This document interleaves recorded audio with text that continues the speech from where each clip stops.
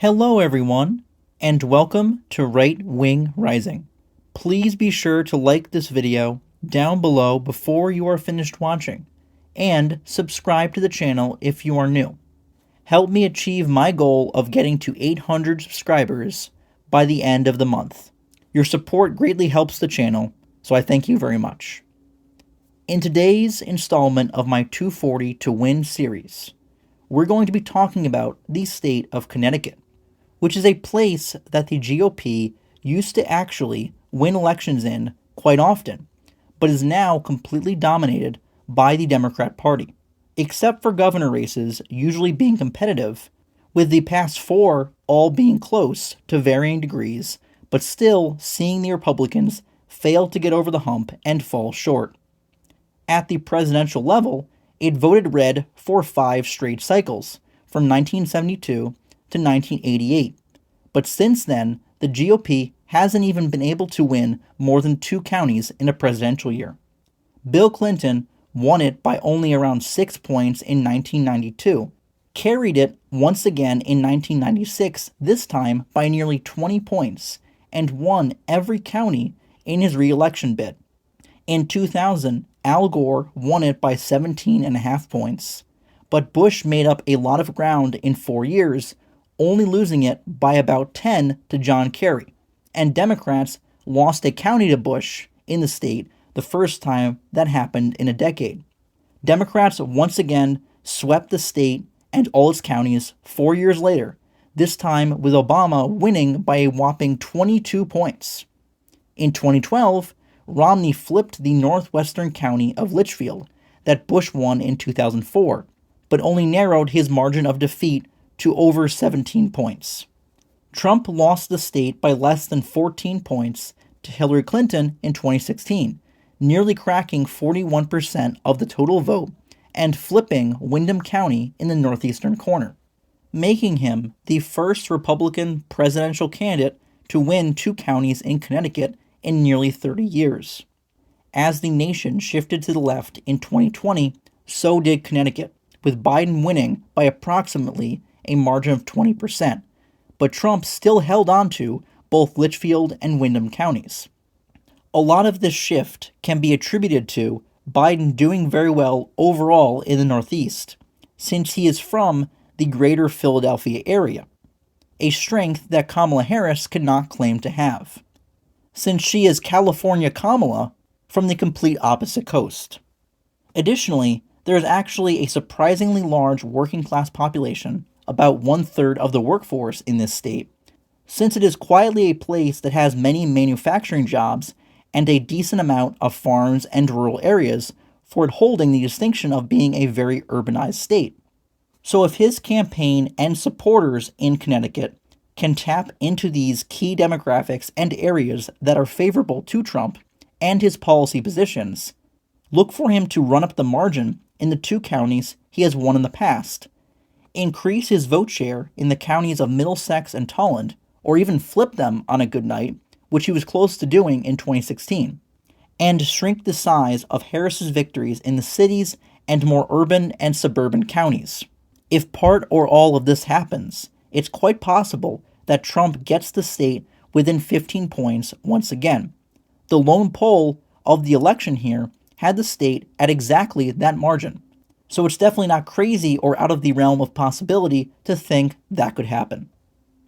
There is a Senate race taking place in Connecticut this fall, with incumbent Democrat Senator Chris Murphy running for a 3rd term, with it being a rematch of his 2018 race against the Republican nominee Matthew Corey. And in that election, Murphy won by a little over 20 points that year, and he won every part of the state except for Litchfield County, which is the one pretty reliably red county in the state. However, it is likely to get a bit closer this time around.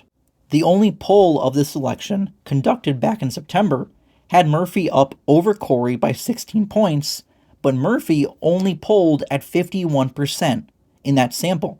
Not a good sign of strong support if an incumbent is under or barely over 50%. Plus, we have a precedent for the state getting closer at the Senate level in recent years. The other Democrat senator from the state, Richard Blumenthal, won by nearly 30 points in 2016, but his re-election victory to a third term was cut down to under 15% in 2022, and lost 2 counties after losing none 6 years prior. This year's Senate election is definitely not anywhere near being an ultra-competitive race, but a second straight election for a U.S. Senate seat from Connecticut being around or within 15 points would definitely be a noteworthy development and a positive step forward for the GOP. Further down ballot, the House elections for all 5 congressional districts in the state are taking place, so we're going to take a brief look at those as well. 2 of the 5 are more competitive than the other 3, so we'll save those for last. Starting off in the 1st congressional district, this was the most Democrat district in the midterms, going blue by almost 25 points. Given that this district is located in the capital city of Hartford and the surrounding area, Republicans don't even have a hope to get 40% of the vote in a seat they haven't won in almost 70 years. Over in the 3rd congressional district, which covers the city of New Haven, on the southwestern side of the state, this House seat has had the same representative for over 30 years, and Rosa DeLauro is running again. Over the last decade, she has normally won re-election by 20, 30, or even sometimes 40 points.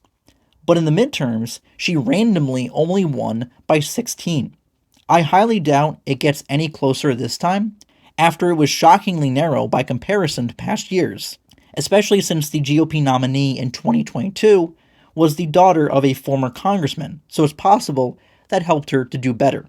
Either way, it will still be interesting to see if DeLauro underperforms once again, but she's definitely certain to win. The 4th congressional district contains the cities of Greenwich and Bridgeport, which is the 2nd largest metro area in Connecticut, located in the southwestern corner of the state. Since it is such an urban district, it's no surprise it's so liberal. The incumbent is Democrat Jim Hines, who has represented this seat for 15 years, and had his closest race in nearly a decade in the midterms 2 years ago, only winning by a little less than 19 points. That saw the Republican candidate crack 40% in a place where they normally don't do that. It's another election that Democrats are a lock to win since it's such a blue area, but it's another one that will be interesting to see if the GOP nominee can once again perform well compared to past years. Now looking at the more competitive races in Connecticut, starting with the 2nd congressional district. Its representative is longtime Democrat incumbent Joe Courtney, who is running for a 10th term in this eastern Connecticut House seat. For 5 straight elections, Courtney was re-elected handily, winning by a whopping 40 points in 2012, and then by somewhere between 20 to 30 points in 2014, 2016, 2018, and 2020. But in 2022, he was challenged by Mike France, a state representative and member of the Conservative caucus in the legislature, having his smallest election victory since he first won this seat back in 2006, only prevailing against France by 18 points, with his opponent being the first Republican to get over 40% in this area in 16 years. Mike France is once again the Republican nominee against Joe Courtney, and this time he's running an even better campaign, having a better ground game and getting his name out to voters. On top of that, he has nearly matched Joe Courtney in spending over the course of this campaign. Joe Courtney has spent a little over $1 million in this race, but Mike France is hot on his heels, spending around $650,000, which is absolutely astoundingly impressive against a longtime incumbent, especially in a blue seat that Republicans have not won since the early 2000s. So I really have to give props to Mike France for running the best campaign that he can. At the presidential level, Biden only won this district by 11.5 points, so even a small improvement by Trump could lead to Harris winning it by less than 10 points. In fact, Clinton only won it by 3 points against Trump in 2016, so it has been close before. If Trump has a good night at the top of the ticket, this race could become very interesting and help France down ballot against Courtney, especially when you consider that Republicans have really been putting their best foot forward in this House election. Finally, on the western side of the state, in the 5th Congressional District, we have the most competitive House seat in this state. This is an area of Connecticut that Trump did about a point better than he did in the 2nd Congressional District that I just analyzed, and Hillary only won here by 4 points. It was one of the closest House elections in the country in the midterms, and it's Republicans' best chance to get congressional representation in the state in 20 years. The incumbent is Democrat Jahana Hayes, who was elected to a first and second term in 2018 and 2020, respectively, by only about 10 points each time. Then, in 2022, she faced a serious challenge from former state senator George Logan, who pushed her to the brink, barely holding on by 2,000 votes and less than 1 point. Logan is once again running for a rematch against her this year, with better name recognition this time around, having already run last time, and he's peppering the state with TV ads driving home his campaign's message. On top of that, he has incredible fundraising numbers. Jahana Hayes has spent over $3 million in this campaign, but Logan is keeping up and has spent nearly $2.5 million, close to practically matching an incumbent in spending, in a toss-up seat that historically leans Democrat, which is absolutely huge for his campaign. If Trump can improve his margins on this side of the state back to how he performed here in 2016, he really could pull Logan across the finish line, especially since he is the kind of down-ballot Republican that has the tendency to overperform Trump by serving as the generic Republican that can pull in some moderates and independents that might not vote for the GOP presidential nominee. Jahana Hayes only leads George Logan in a poll from earlier this month by 3 points, by way of a 49-46 advantage. However, her inability to cross 50% in that sample is a good sign here for Republicans. This year might be their best shot for a while to flip this district, with a very solid nominee in George Logan and Trump also being on the ballot. So hopefully, the GOP can get it done this time around. It would be a huge upset for the Republican Party in Connecticut, and also for the prospects of a Republican majority in the House of Representatives. Finally, we also need to take a look at the state legislative elections taking place in Connecticut this fall.